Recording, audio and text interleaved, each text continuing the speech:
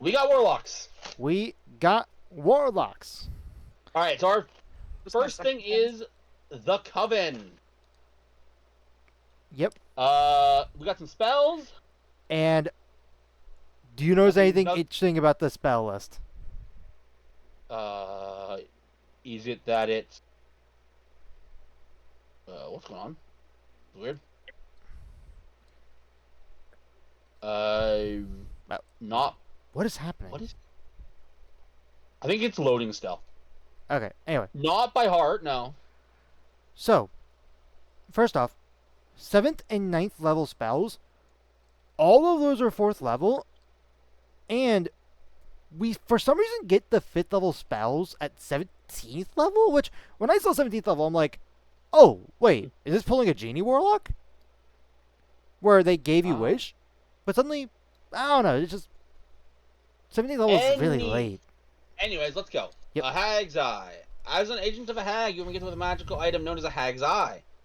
Crafted from a real hag, fitted ring pen, or other the item can be used as an arcane focus for your warlock spells. The hag can see through the eye, and the structure of the item can cause the hag actual pain.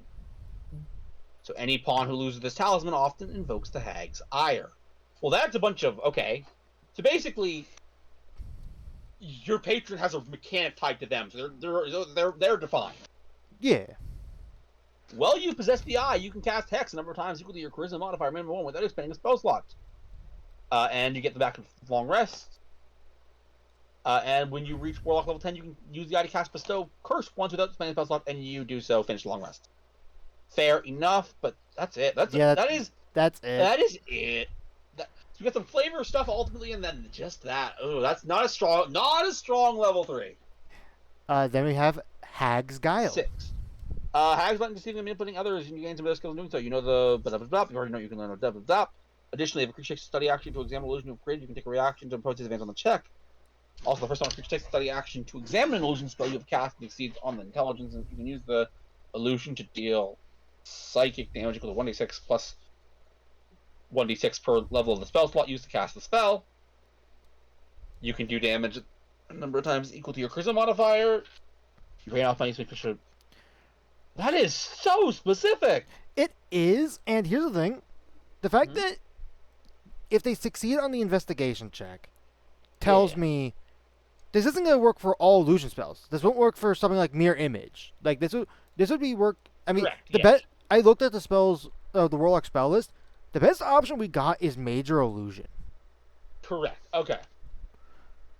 Which I guess is fine, but still, it's like very specific. And then as a magic action, you switch your aura max on your action from last for a month, but it ends early if you dismiss it. While the effect lasts, you gain the following. As a bonus action, choose a humanoid. I already got that point that says humanoid at level 10. Yeah. Yeah, no, that's my Make a thoughts wisdom exactly. saving throw against your spell save DC or have the frightened a humanoid. Oh. As a magic action, choose one humanoid Yep. that has the frightened condition, and they can become paralyzed. If they succeed, they take necrotic damage equal to your warlock level. Again, they gotta be humanoid. It ends up not being frightened, As a magic and action, they can't be choose a affected by humanoid longer that rest. has a paralyze, wisdom save, die. So basically, this is a 3-hit kill, but only to humanoid. The only thing I will say, and it bumps it up by maybe like 1 pinch of a point. It doesn't say specifically paralyzed by your previous feature, so if someone were to cast Hold Person, But then, again, but still. humanoid limitation is Yeah, no. really. What's also really annoying holding is the it fact back. that I know, instantly killing is powerful, but if you're gonna limit it to just just humanoids, do they really deserve that advantage on the save? I don't know. And then Hag's Craft.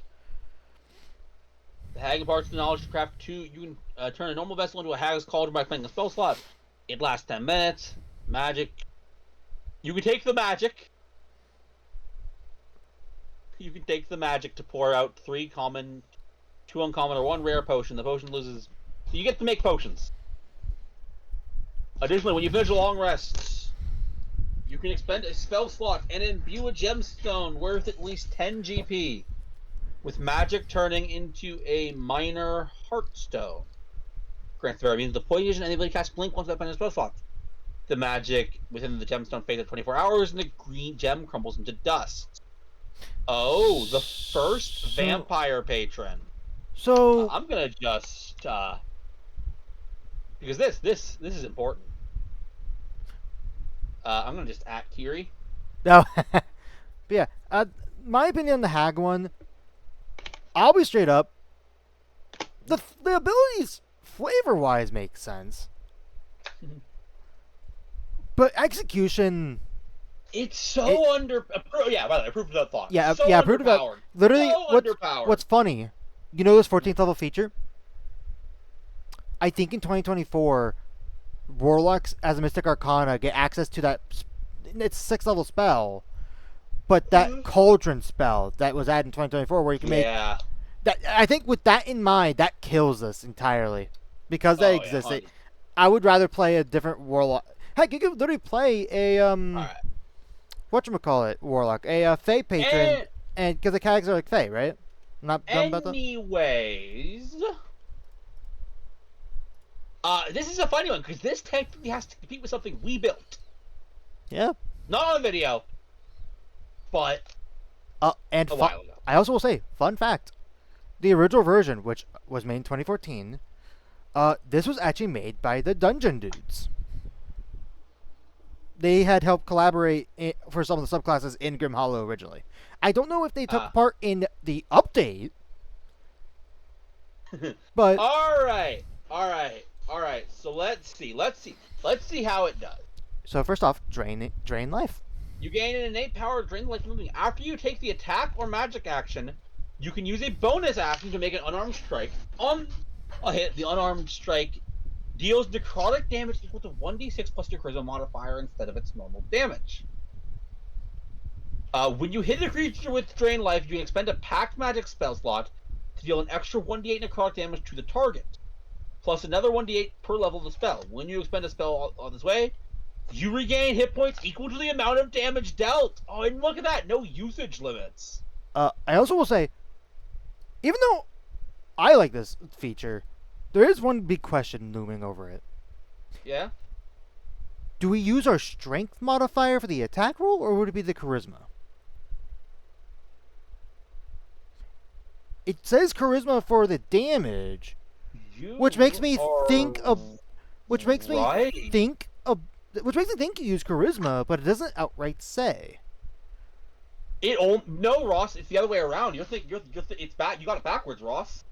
Because it specifies charisma for damage instead of specifying charisma is your stat for it. That means they are calling out that you do still use strength for your attack. Right. So I will say right now, this could be a really good multi-class ability. It can. However, I do need to point out something. Mm-hmm. We have the same thing with Eldritch you spend Smite. a packed magic spell slot. You're right. Same exact thing of Eldritch Smite. Yeah. So I always I like the thought. But this is, I mean, still, it's short rest, smite, healing, but not bad. Yeah. All right. Nocturnal Predator. Simply put, you get dark vision, Okay. and you get extra dark vision. Okay. Again, just put the spells first. Why is it gotta like fling around for the spells? Why sometimes spells are first, sometimes they're second, sometimes they're third. And you want to know something worse about this? The limited contra animals, right? No. Actually, that's actually very funny for Conjure Animals, because that's definitely a leftover from the 2014 version. Because in 2024, which this is built for, you don't summon animals anymore. Which I think is funny. But that's not the thing I was going to point out. Yeah. At level 7, we get no extra spells. Those are both 5th level. Okay. Alright. You always have Polymorph prepared. You can cast it only on yourself with that spell slot, but that makes your opponents transform into a bat, rat, or wolf. They're replaced, but you retain their creature type. A number of times equal to charisma modifier per long rest. Making it. We've talked about this before we started this show. I had this rant. This shouldn't be polymorph spell. It should not be the polymorph spell. Agreed. It should just be its own take on like the Druid Wild shape. And that's what this is. And honestly, gives them pretty decent utility. Anyways, Eldritch Appetite. When you reduce an enemy to hit 0 hit points with your Drain Life features, you can take a reaction. You can take a reaction to consume the last of its fleeting mortality. When you do so, you gain one of your expended Pact Magic spell slots once per long rest, though. Yeah. It's still good. I also want to bring up, this doesn't specify you have to be using the ability that you use a spell slot for. So this should just be a regular punch. Correct. Your Vampire Patron grants you a taste of Terminal. You no longer age, resistance to necrotic damage. And as a bonus action, you gain fallen benefits. You regain 1d6 hit points. As long as you're not standing in direct sunlight, running water, or if you take radiant damage. Yeah.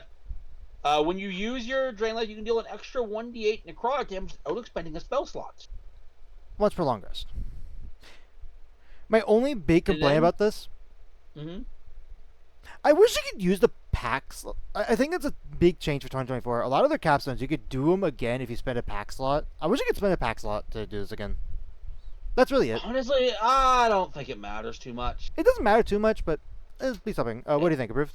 I'm going to say approved. Yeah. I will state, this is good. I don't think it's doing what the vampire subclass we made was doing. Right. And last... if you are curious about, go watch our Prince of the Apocalypse game. Yeah, had a lot of fun. And last night... Parasite patron. Once again, gotta give Venom another shot, right? Always gotta try Venom. I was gonna say, this is Venom, and dear God, that art. Your patron has taught you to select magic from your enemies and make it your own. Immediately after a creature you can see within 60 feet of you cast a spell, you can take a reaction to force a creature to make a charisma saving throw. It's the DC equals the spell save. On a failed save, the creature can't cast a spell again until 8 hours have passed. While the effect lasts, if the spell has at least level 1 and a level you can cast, you have the spell prepared.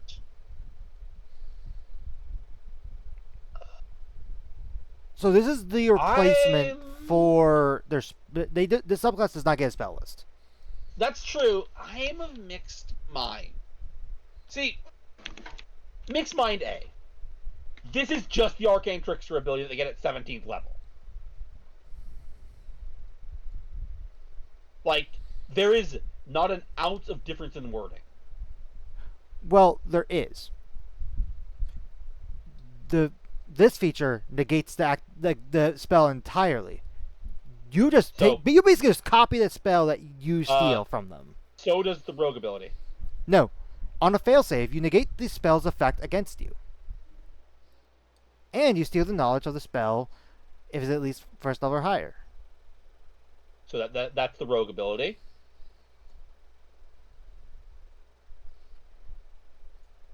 On a failsave, the creature can't cast the spell again. So, like, the initial casting is still taking effect. Okay. That's a very minor difference, though.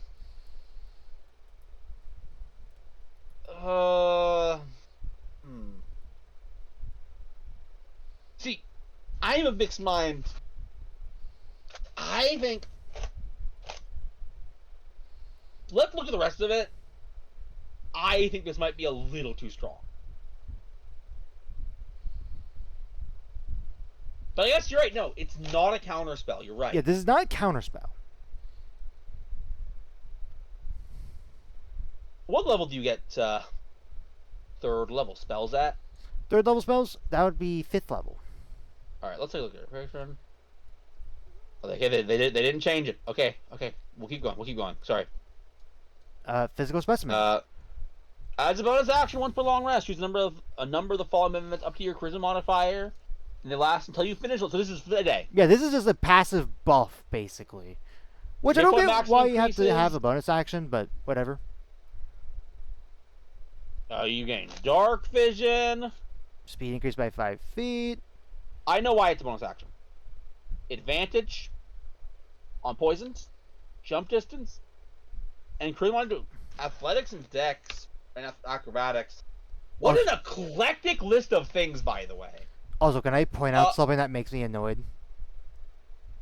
That final one. Mhm. So I looked at the character build option on this, and Eve was Yeah. there for this, and I was mad at that. So when you select this one as one of the ones of your choice in this list, Mhm. it costs a reaction to add your charisma modifier to strength and dexterity acrobatics checks. And it doesn't say anything about that here. That's like, That's silly. yeah, that's very silly. Anyway, before we go, I don't think his ability is very good, but I will give it credit. There is a reason it's a bonus action. okay. The reason is that way you don't have to commit to it right when you wake up. You know what? Fair. If- Fair. Yeah. Anyways, symbiotic sentinel. Yep. Your page range alert to the threats of its host at all times. You can't be surprised. You have advantage on initiative roll. And Although advantage on charmed or frightened and the division. charmed or frightened condition. Meh. That's fine. You always have the dominate person spell prepared. You can also cast it once without a spell slot and regain the ability to do so when you finish a long rest. In addition to take damage, you can't break your concentration on dominate. That's big. This would be a meh feature if it did not include this next. It did not include When a this bit. creature succeeds on its saving throw, it takes psychic damage equal to your warlock level. When you die, this is the 14th level, a larval parasite bursts from your corpse. You control the parasite. It uses the rat stat block. Except it has your hit points. Hit point dice, intelligence, wisdom, critical scores, class features, languages, and feats. It can't cast spells. In addition, it has the following ability. Bureau possession. As a magic action, the parasite can cause a humanoid within 5 feet of it to make a strength or dexterity saving throw, your choice, against your warlock spell save DC. On a failed save, the parasite burrows into the creature, dealing piercing damage equal to your warlock level. Well barreled inside a creature, the parasite can't take any reaction, bonus action, or reaction, has total cover, and has immunity to all damage except psychic damage. On each of the creature's subsequent turns, it can use its action to make a Constitution saving throw against your warlock spell save DC. If the creature succeeds, the parasite is ejected from the body and on a place. If the parasite is buried inside the creature when the creature's turn ends, it takes necrotic damage equal to twice your warlock level. If the damage reduces the creature to 0 hit points, it immediately dies. The parasite disappears, and you take over the body of the human as if you had been targeted by the reincarnate spell. Enroll the species the humanoid has been. If you are returned to life, such as by the Revivify spell, your parasite immediately disappears. Once you use this... I'll be honest, in what situation is it going to be so bad you need to use this twice per day? I don't know. I will say this. This The is flavoring- overly strong. The flavoring It is good. Great. But this is a little too much, I think, right? I would agree. This is... However, Mhm. humanoid. I don't care in this case. Ross. I don't think you get what this does. I know it says humanoid. What they really mean is playable race.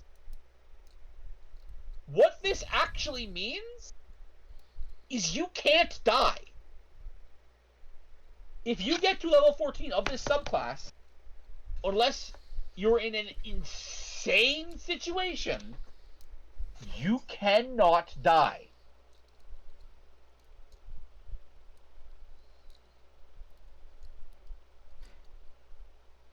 You understand me? I mean, in theory, yeah, but like, I don't think it goes that far. Like, Ross. It's scenario time. And usually there's a little joke, but this is a very serious scenario. okay,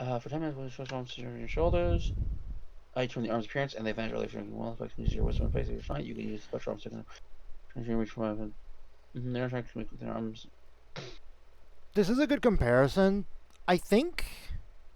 It's Right. I will say it's not enough to be a complete ripoff, so we're good. Right. We're okay. Yeah. It is a lot though. It is. Your psychic powers are manifested in the ability to cast certain spells. You got spells. So first off, Mei-Chan, which basically works like the Arcane Trickster Rogue, where you don't need verbal smack components, and it is invisible. Yep. In addition, you can cast certain spells by expending focus or key points. As a You magic can take an action and of course. spend 1 point to cast Detect Evil or Good, or Protection from Evil Good.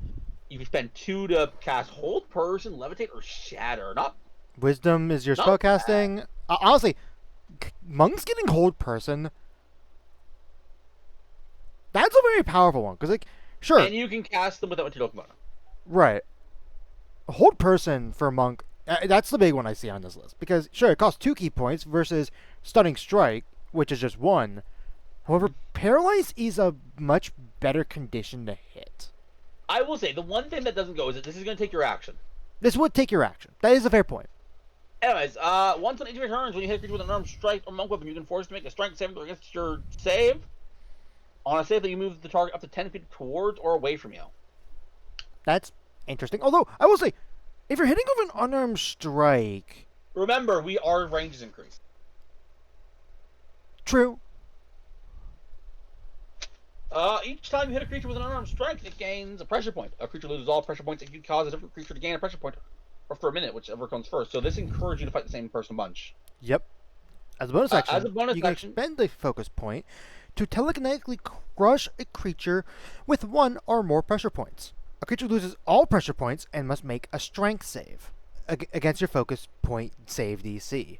On a failure, the target takes 1d8 force damage per pressure point, and it has the restrain condition until the end of your next turn. On a successful save... So here's my first thing with this feature. With the flavoring of the ability, I don't quite understand restrained. You psychically keep holding them still. It's not that weird. I think you forget what a pressure point is. That's Anyways, true. My main point, I actually really like this ability. I do too. After much training, Master Scientist was necessary to defend mortals from planar threats. As a magic action, you spend 5 focus points to cast Dispel Evil and Good, Hold Monster Telekinesis, or Wall of Force. Wisdom is your spellcasting ability for these, and you can cast it without material components. Again, the big thing for this, I would say, this is actually a really good subclass. It gives you spells, but not only spells. Yeah, Other thing. Yeah, it gives you just enough stuff, I would say. Anyways, for the next one, Happy Pride. I'm assuming approved. Oh yeah, approved. Yeah. Warrior Pride, this one's a funny one. Tall Tales. Basically, you gain a proficiency either in Deception, Intimidation, Performance, or Persuasion. Bruised Ego. Your ego strengthens you as you fight to prove your value. When you expend a focus point, which anytime you expend one, anytime. You can also gain 10 for hit points equal to your Wisdom modifier, minimum of 1 temp point. That's not bad. While you are bloodied, you gain twice the amount instead. That's not bad. That's a little temp HP, but monks could use a little bit more survivability.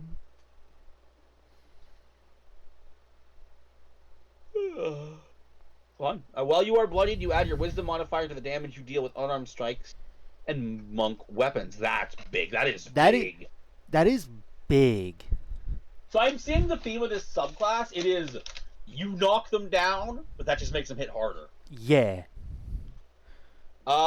Damage dealt to you. Damage dealt to you is damage dealt to your pride, and it's something you simply can't allow. Whenever a creature deals damage to you, you can take a reaction and expend a focus point to have advantage on the attack rolls against that creature until the end of your next turn. That's pretty nice. When you score a critical hit, you are bloodied. Yep, bloodied. You roll an additional damage die when determining the extra damage dealt by the attack. Not bad, not bad, not bad. Combining that with you getting advantage. This has some great synergy so far, honestly. When you are reduced to 0 hit points and not killed outright, you can expend a focus point to enter a trance. While in the trance, you have the following effects. You are immune to the unconscious condition. What does that mean? But you can't speak, you can't cast or concentrate. You suffer 1 death damage from a critical hit instead of 2. This is redundant. Oh, unless unconscious is different in 2024. Is it? That's a good question. No, it's not. It's not. So why is it specifically redundant? Because the reason you suffer 2 death saves when you're unconscious is because of stuff the unconscious condition does. So if I'm going if I'm going down to 0 and not suffering the unconscious condition, then you don't need to worry about the death save thing. But you'd still be at 0 hit points. I think that's what it's Correct. talking about. Yes, but they already cover for that. They already cover for that in this. And you must expend Honestly- another focus point in order to keep it going. Honestly, this kind of sucks. It's a bunch of overcomplicated way basically to say you don't suffer critical hits while unconscious. Well, it sounds like you keep. It sounds like this is a weird way of reckless rage. I mean, no. I guess you're actually right. You can still punch. Yeah, So I guess you do stuff. Okay. and then Still, egotistical pride or egotistical. in injuries to your pride and rage, you are considered bloodied if your current hit points are below max. If you have taken Just in any damage- general. So here's my one question. My one question Okay. about the subclass. Mhm. This is looking at the bloodied, which I know is a thing more expressed in 2024 than 2014. So if let's say I'm bloodied, I'm half health, but I spend a focus point and gain temp HP.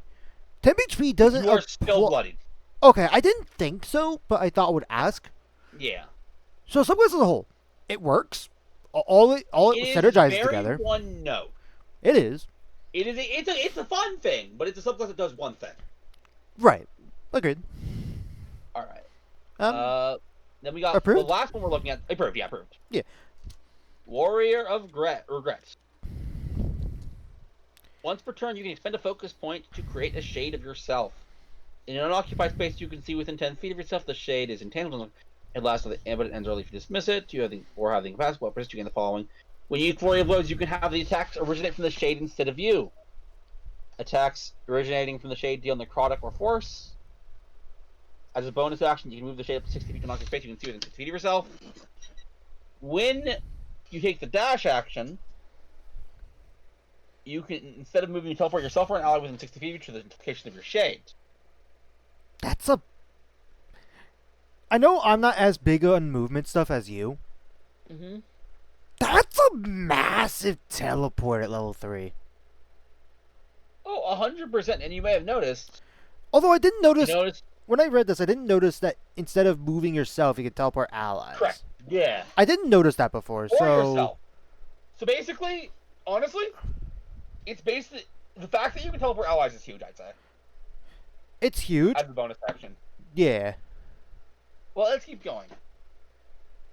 Aid not given. You can use a bonus action to give the help action, or you can choose to expend one hit focus point, and basically heal a creature for a martial arts die plus your wisdom modifier.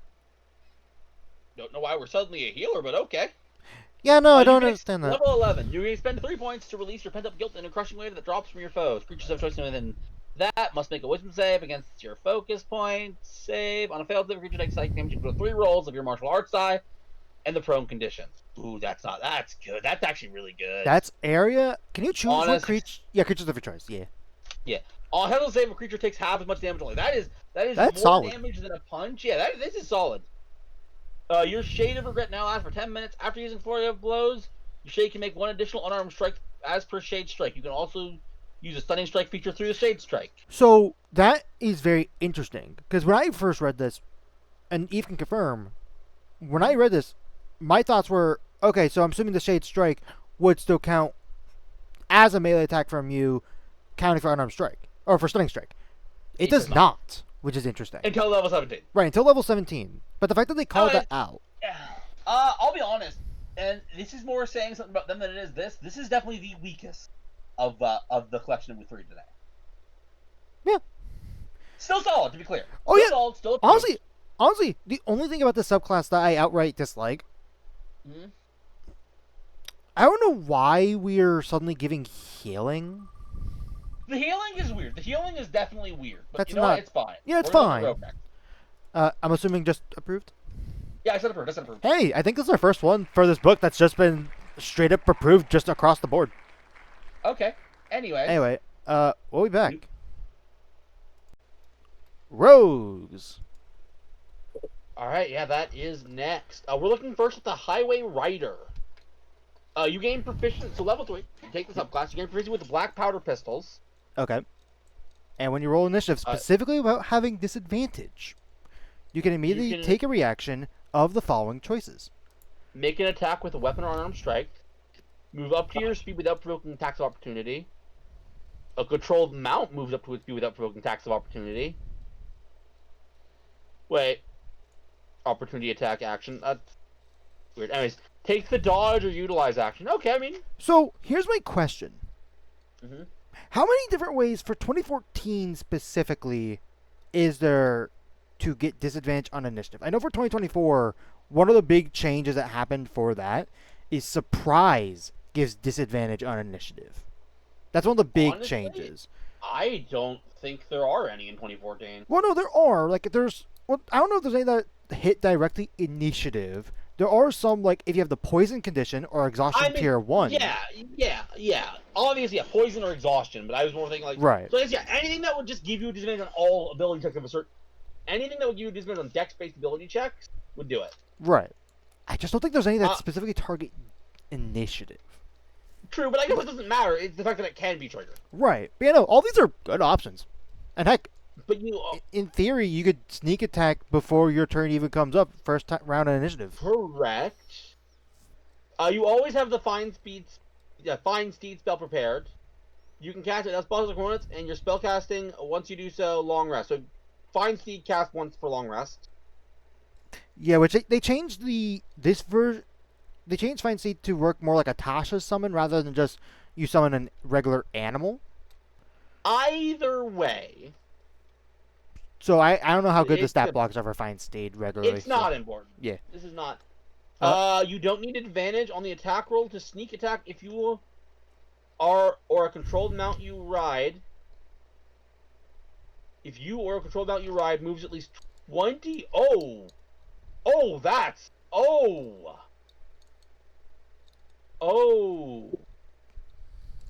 Oh, you're like getting sneak attack every turn with that. Right. This is your 20 Insert- feet of movement, guaranteed sneak attack. Wow. every subclass has its way to get sneak attack more often. This is this rogues. Yeah. Okay, so that's. I will say, our for a third level, don't have a lot that gives this rogue its own identity. Like the first feature, the initiative thing. Well, that's only happening once per combat, as you know. Right. What's for combat, but it can have a pretty good impact. You can get a mount, and then more sneak attacks. And then level 9, you can Horselord. spend a minute grooming and caring for your mount. At the end of which it gains a temporary hit point, number of hit points equal to your right, twice your rogue listen. W. Addition, your cunning actions extends to your mount. So Uh, I don't know what all the options for 2014 Find Steed. So I based my thoughts on the spell that comes with this, which again 2024 we're not using it unless we decide to change that. I don't know how many do, but at base Find Steed has a 60-foot regular running think- speed. You're missing an important detail here. It's not just Find Steed, it's any mount you get. Right, no, it's any mount you get. I'm just not sure if all the mounts have 60 foot. That's Anyways, yeah. You gain proficiency in con saves. In addition, when you are subjected to an effect that allows you to make a Constitution saving throw to take only half damage, you instead take no damage if you see on the same throw, and only half damage if you fail. So it's Basic- great. It's Constitution evasion. Yeah, which having both Dex and Con evasion, not bad. When you are reduced to 0, but not, you can use your hair trigger figure immediately before you fall unconscious. Here's my question about that. If I wanted to use the hair trigger feature and, let's say, drink a potion, would I still fall unconscious after drinking the potion? Ross, read what you can do with the hair trigger feature.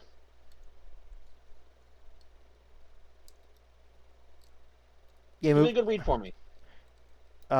Sneak attack or weapon attack, speed without opportunity, control the mount without speed, without provoking opportunity attacks, and dodge or utilize action. Oh, I see. You think the utilize action is drink a potion? Wouldn't that be using it? Can you use it for drinking a potion? I guess that's a real good question. Here. Look at this. Look at the little blurb right there, right up there. What does it say? Non-magic. Yeah. Okay. You can't use it for drinking a potion. Very sorry. I mean, no, that was a mistake on me not understanding. Can you use? Yeah. Anyway. Yeah. Still, that could be. This is pretty good. That it doesn't do anything crazy. It doesn't. Its identity isn't flashy. It gives you a last attack, but here is my issue. We are literally just coming back from a subclass that lets you basically, in most scenarios, come back from death fully healed every day. Right. This subclass does not do anything bad on its own. Just isn't quite strong enough to compare to other stuff in this very book, let alone in the wide world of D&D. Right. I think for what it's going for, which is like a horseback rogue, I imagine. Ooh. Yeah. I'm getting vibes of Red Dead Redemption. Again, I get the idea. What I will say is it is a subclass that does one thing very, very well. I just think, unlike last time we mentioned that, it's not one thing that you're going to want to focus a build on. Yeah, because there is an issue with this build. Mm-hmm. A good number of times, a dungeon's not gonna be big enough for your mount. True.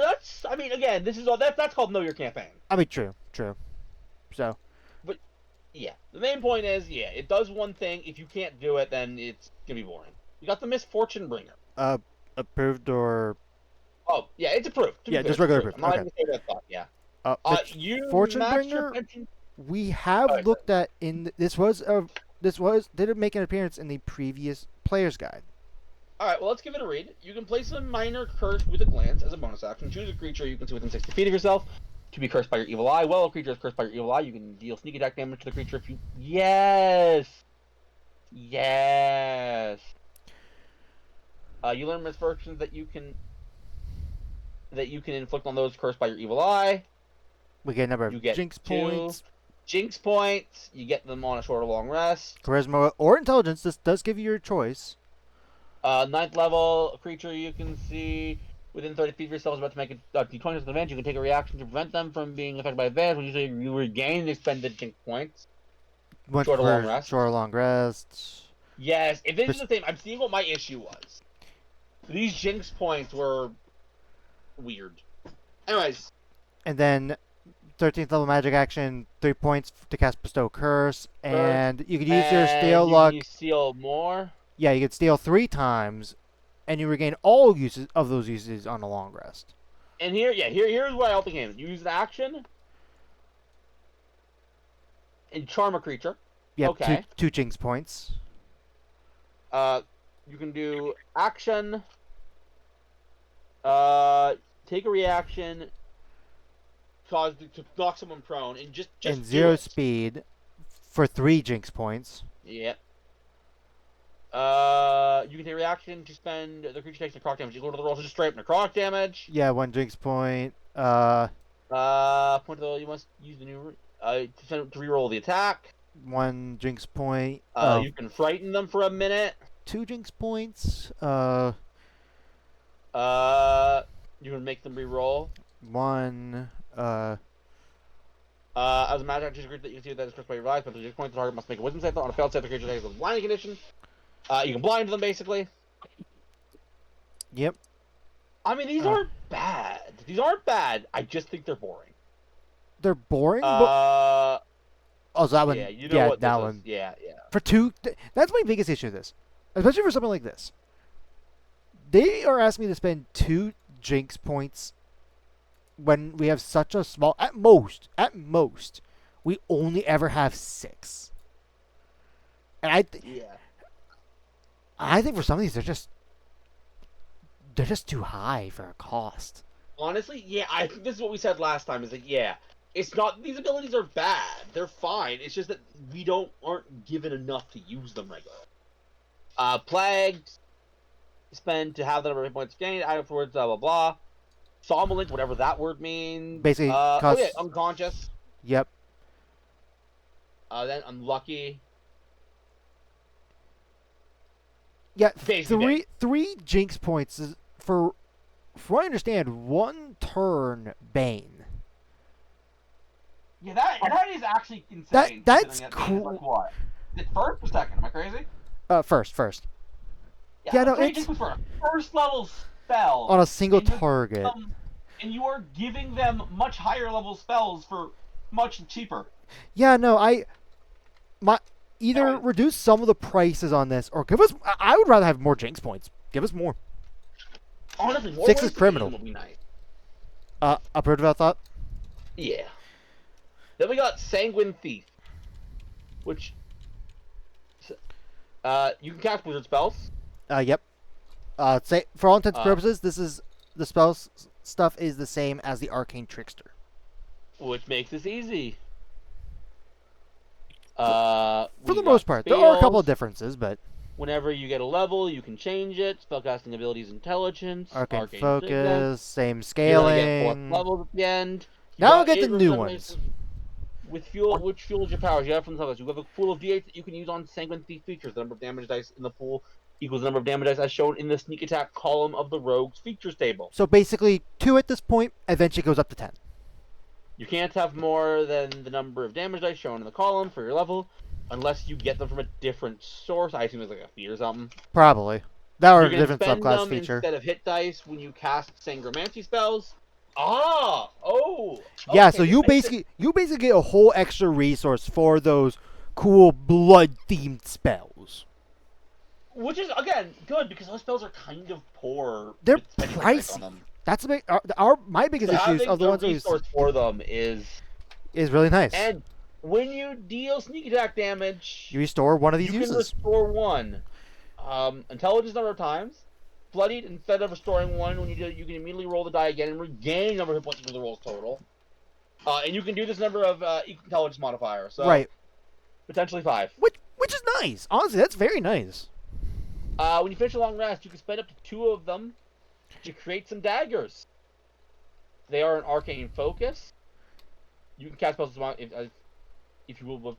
Additionally, when you score a critical weapon, you can cause weapons to deal extra damage to target. Take extra damage to the number of d8s equal to spent on this feature. So basically, I mean, for the most part, this is just daggers. Yeah, for all intents and purposes, these are just daggers. The critical hit thing is nice, although. How often is that going to come up? Right, how often is that going to come up? I mean, it will doing good damage. I honestly, a part of me would have added that these daggers use, because rogue's hit die. I'm not crazy, right? A regular rogue hit die is a D8. Would it be that far-fetched to allow the daggers to have just a D8 for their damage instead of a D4? I mean, just use the Sagromancy die? Yeah. Would that be that crazy? Honestly? And then include the critical hit thing?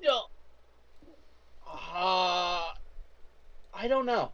I honestly don't know. I can see it go either way. Fair enough. I'll say fair. As a magic action, you can spend 3 or 2 Fingla to produce. When you do so, each creature you choose in 30 minutes from you must make dex save, spell save, 3d8, half but on cess. You gain 1 hit die or Sagromancy dice, each creature your reduces choice. 0 hit points by this feature. So this is like a fight ender. Like usually like a bunch of people are ending. Once per short rest. What's and the bloody exit.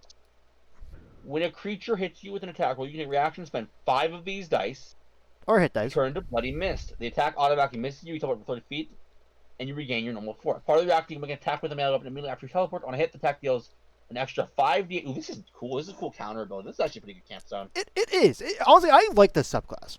I don't know about you. Yeah, it's a I- quarter caster. It's a fun one. I like I it. agree. This is a good subclass. I'm willing to all completely just say this is the. I think this might be one of my first ever approves for a quarter caster. I actually really like how they did that. Anyways, we're gonna look at the Bard next. Or yeah, it's Bard. It's definitely Bard. Was nowhere near the wizard. Anyway, we'll be back. It is Bard Bard time. time. Let's go. College of Adventurers, which, okay, I mean, isn't that what everyone always is as an adventurer? This subclass could literally be anything. Hold on to that thought, plebes. Anyway, You learned an adventurer's talent of your choice from the adventurer's talent option selection. and again, another one So at later 6 in and this 14. What are the Bard subclass levels? It's 3, 6, and 14. Yeah, they don't get a lot. No, my more reaction is, so this is your subclass. Right here, this is your subclass. Yep, that's your main feature. And you get a couple extra things, but probably all those options Alright. are at the end of this. So Yeah, we'll look at it in a second.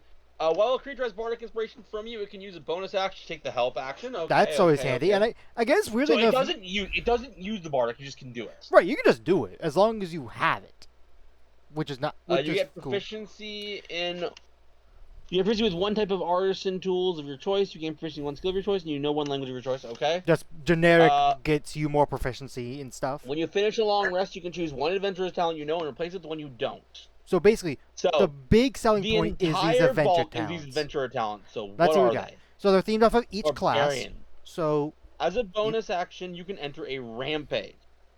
You have resistance to bludgeoning, piercing, and slashing damage, and you can't maintain concentration, but you can cast spell. yeah, you can cast spells. Like you can do vicious mockery and whatnot. You rampage ends early if you use a bonus action, or have the incapacitated condition. Once per long rest. Okay. And then you've gained the ability to channel divine energy directly from the gods, emboldening allies and sanctifying their attacks. As a bonus action, choose a creature within 30 feet of you. For 10 minutes, the target gains temporary hit points equal to half your bard level plus your charisma modifier. While a creature has temporary hit points granted by this talent, it can choose to lose all rain, doing extra rate damage equal to so. Okay. I mean, the cleric one's actually pretty. Once per short long rest. Yeah, cleric one's, and then you got druid. You can cast polymorph, targeting yourself. CR equals bard level. Chance. Once per long rest. Which technically this is a stronger wild shape. Even if we look at the Moon Druid, that one caps out at CR6. This technically caps out at CR10. I think what you gotta remember though is this is still polymorph. It's still polymorph You are though. concentrating on that. Yes. You gain proficiency with martial weapons, training with shields. In addition, you gain a fighting style feat of your choice. Cool. Your base armor class equals 10 plus your dexterity charisma modifiers. You can use your dexterity modifier instead of your strength modifier for the attack and damage rolls of your unarmed strikes. You can roll 1d6 places in place of the normal damage of your unarmed strike. In addition, after you cast a spell that has a casting time of an action or take the action, you can make an attack with an unarmed strike as a bonus. Once per turn, when you hit a creature with a melee attack using weapon or unarmed strike, you can spend a spell slot to deal an extra 1d6 radiant damage to the target, plus another 1d6 per level of the spell slot. The damage increases by 1d6 smite. Yeah, smite for once per short long rest. And a spell slot. You always have Hunter's Mark spell prepared. That hurts. I think that stings like Hunter's Mark. Yeah, but hey, it gives you it at level 3. You can get the 5th level version, so it lasts for 24 hours. So, cool. I guess. Rogue, you've been thinking you can take cunning actions. Yep. Sorcerer, you get some. Basically, for one spell, you get to apply a meta magic of your choice. Once per short long rest. Okay. Yeah. I don't know which one specifically for Bard I would pick, although having the option is nice. For I mean- Bard, this is very. I mean, strong. subtle spell. That's a pretty solid You one. remember, like almost every Bard spell has verbal component. That's true. That's a fair point.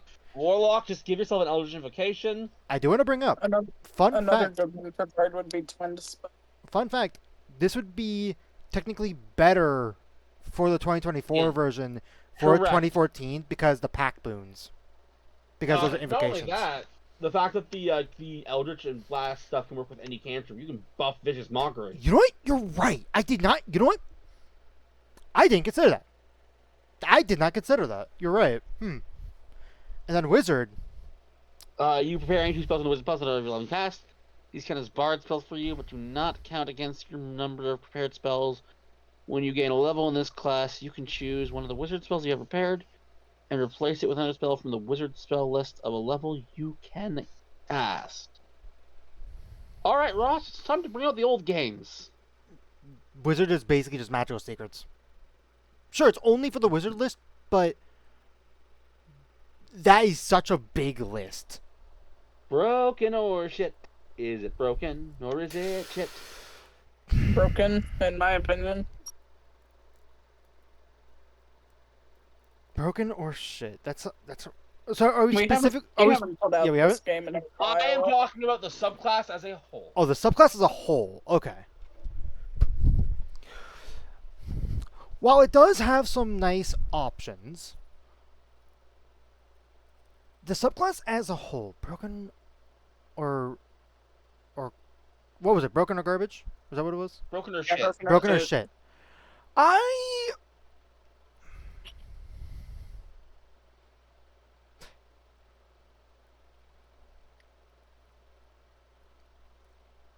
I keep on eyeing that wizard one. I know you're not calling out the wizard one specifically.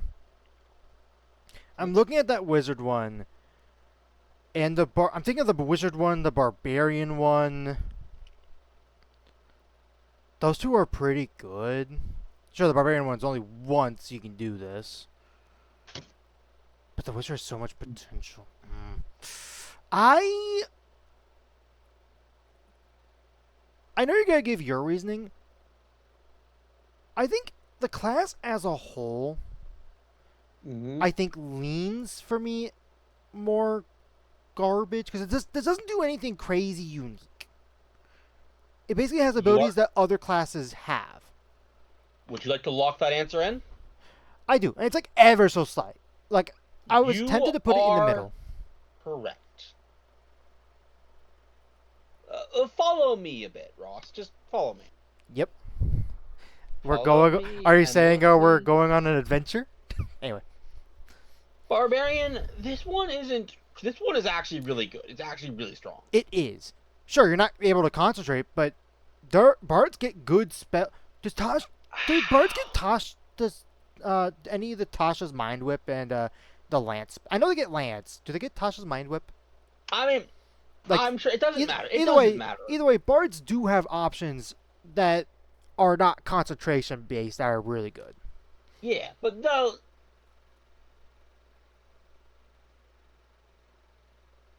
But, and I'm just gonna be very blunt. If you are building a bard that would want this ability, you are way better off swords bard with an actual barb dip. That's fair. That's the honest truth. Yes, you are getting on spellcasting, but I can't imagine you're doing a lot of spellcasting anyway. And plus, this is once per day. Right, once per day. Cleric one, I mean, temp HP is always great, I wish it was. but I wish it was more. yeah, I wish it was it either. is. I wish it was either more temp HP or have it be a number of allies in your radius, sort of similar to Yeah. the Eloquence Bard. Is it that one? See, that's what I actually wanted to call attention to. And I think You ready? if you gave you a number of creatures. Also, no, it's not the Eloquence Bar. We're wrong. Oh, which one is it? I know it's what. I know it's. It's one that We Z literally- played. Yeah, I know. We have literally Wait, had. What'd you say? Glamour. Glamour, okay. glamour. Glamour Bar. I don't know if it has a resurgence, but let's look at it, and we'll look at the 2020 version if there is one, because it looks like there might be. There is. Mantle of Inspiration. As a bonus action, this is a bonus action. Right, and the cleric one's an action, right? Bonus Bonus actions. both bonus actions. Spending a use of your bardic. Which So, that one isn't, but it also once per show or long rest. yeah, so that means that you're gonna get more uses out of Mantle of Inspiration. Easily. And each of them gain 5. And this scales. But And it scales decently. is there do we get a table? Do we get a table? Is there a table I can see where it scales? 'Cause Oh, it doesn't- says at the bottom of it. So at number 10 Number- page increases increases to level 8. 5, 10, and 14. Translation: it's always going to be more than half your. Bard level Half plus your your- charisma. Yeah. The- Anyways, once you use it, you can't use it until you finish your The short Druid long rest. Polymorph. I mean, I'm sure there's some powerful options at See, later levels, but Ross, it still you has said concentration. you said something very important. That was incorrect. Wild shape is handily better than polymorph. No question. Even if you're not a moon druid.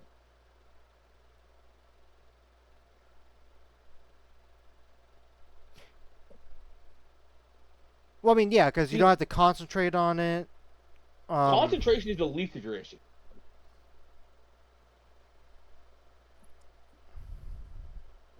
How many beasts, Ross, important question, can pass an int or whiz save? Mm. I mean, I can only assume that's like 1%. That's like more like high level beasts. Maybe even less than 1%, honestly. There's a lot of beasts that are really bad. Anyway. But that's a good point. And Wild Shape allows you to keep your mental scores, right? Not crazy about that? Yes, and keep concentration on something else. Basically, once you cast Polymorph on yourself this way, that is it. You're done for the fight. That's fair.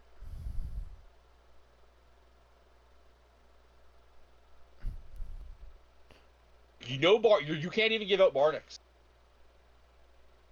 You know And what? now, You're right. Yeah, you wouldn't be able to. and now, we get to these two. Fighter, which I'll be straight up. You just take me a Swords Bard. Yeah, no, that one's a little boring. The And monk, again, however. is another one that you can just cover with as a Swords Bard, taking certain feats and stuff. Or even just a single level into monk.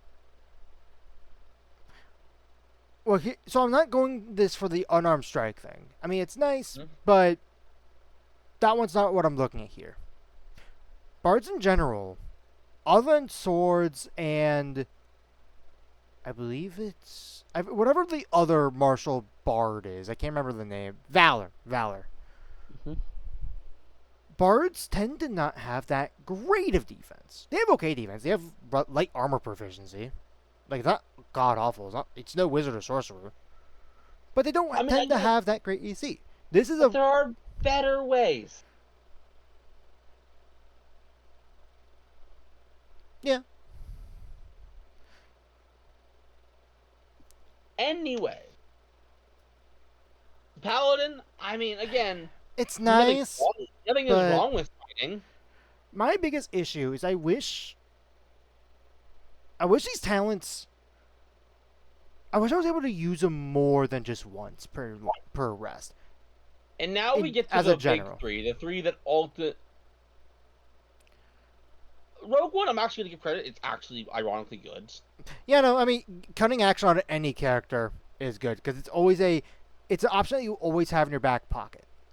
But a 100 ranger, sorcerer, warlock, and wizard are all covered under a single feat.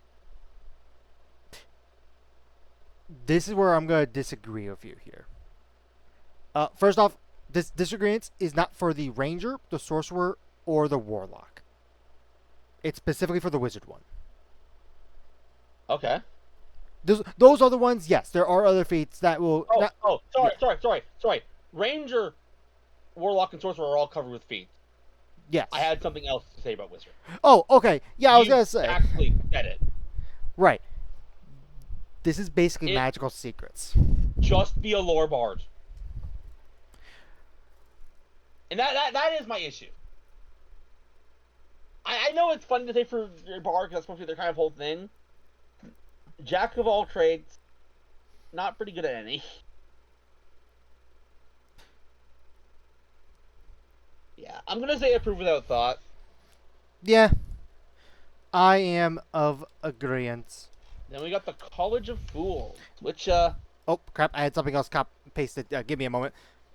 Let me just snag this one. Thank you. Thank you, me. is Yes, college. me. Out of curiosity, is College of Fools what we've seen before? No. Okay, so this is new. We looked at a very similar one. I think it was a College of Jesters from Valdez. Okay. When you're ready. I am good. You know the Vicious Mockery cantrip. If you already know it, you learn a different bard cantrip of your choice. The cantrip doesn't count against your number of cantrips. Additionally, you always have the Dissonant Whisper spell prepared. Those are solid. In addition, when you take the dash, disengage, or influence action on your turn, you can take a bonus action on the same turn to cast Vicious Mockery. So weirdly enough, this is the most mobile a bard could be without needing to cast spells. Because you could, if you don't like an enemy being super close to you, you could disengage or even just run away and like shout insults But at you're them. casting Vicious Mockery. Yeah. I mean, it's not great damage, but it's still. I mean, When a creature that you can here, I think as a bard, you should almost never be casting Vicious Mockery. There's a reason bards don't get a lot of damage in cantrips. It's because it shouldn't be the bard's job to do a lot of damage, and if they are, it shouldn't be with Vicious Mockery. Anyways, when a creature that you can see or hear within 30 feet of you fails D20, just in reaction, general. Bardic, roll your Bardic inspiration die and deal psychic damage equal to the number rolled plus your charisma modifier. In addition to the creature's until the next D20 test it makes. So if it fails, you can make it fail again. Okay. And have it deal psychic. Honestly, an okay amount of psychic damage for the resource. That is. You can see within 60 feet of you since your hit points are killed outright. You can take a reaction to regain the finish of your Bardic inspiration. When you do so, choose the creature within 30 feet of you that can see or hear you. That creature must see on the wisdom saving plus or gain the prone to have speed until. If the creature is in the wisdom saving throw, you're going to use the ability. Otherwise, you can choose the feature. You can't use it until you finish the score longer. So basically, you get one Bardic back, which I'm always going to say is lame. The ability that just gives you one of a resource back and that is it is lame. Well, here's the thing. This technically can go on forever, in theory, because you get the use back if the creature makes the save. So in theory, again, theoretical mind, you could have the enemies succeed this. Like, let's say it happens 3 times in a day. Mm-hmm. That's 3 extra bardics you have during that day. And let's say you don't get a chance to short rest. Maybe, but still. I mean, yeah, no, it's not as the boring bits, but I mean, When you become Blood Eater, take the influence you are Blood, you can take a reaction to regain all expended dice and break into a capital fiddles your own penalty. For 1 minute, you have resistance to all damage. Also, when a creature within 60 feet of you hits you with an attack roll, you can spend up to 3 Bardic Conversion dice to force the attacker to make a critical save against your passive on the fail of the creature. Second creature will roll on the Bardic Conversion die plus your creature. What a one-note subclass. yeah. Do you remember? Like, it has nothing to support, by the way. All this bard does is damage, and not even a lot. Yeah, no. Approved without thought. The bards are on stage right now, and so far, they are not very impressive. Ugh. And College of Requiems was a part of their player pack. What did we say about it? Let me pull up what we said about it. Mm-hmm. Nope, that's Player's Guide. Dang it. Here it is. We had said aloud. No extra notes said. Okay, we get 2 Necromancy cantrips. 2 of any necromancy cantrip of our choice. I wish there were more necromancy cantrip options, mean, but it is what it There are is. some really good ones, to be clear. There are good ones, yes. Like, Spare the Dying is Necromancy, I'm not crazy, right? Yes, Spare the Dying is necromancy. Spare the Dying and Toll of the Dead, all you really need. Just the obvious choice. Or Chill Touch, depending on if you're feeling more saving throw or attack roll. Either way. Yeah. Your Bardic Inspiration can plug with the Tethers of Life. Each creature that has a Bardic Inspiration die from you can use it for one of the following effects. When it is reduced to 0 hit points and not killed, the creature can roll it and reduce the number of hit points rolled instead. So basically, live, they hit, they can have the number roll. So just extra damage So and maybe living. here is where I'm going to need to note one of the first changes. Mm-hmm. Defense was actually nerfed. Actually, wait, let me read it. Yes, defense was actually nerfed. Originally, Okay. and let me pull up the guide to read it word for word. So originally, defense, let me find it. Here it is. So it was already under one ability, but the part where we're looking at for this one is additionally, when a living creature that has a bardic die is reduced to 0 hit points, it can expend the die as a reaction to reduce to 1 hit point instead. They nerfed it from being what would be a similar equivalent of a spare the dying, or not spare the dying, death ward spell, into a slight damage reduction spell, or damage Ross? reduction ability. Ross, you got it backwards. It was buffed.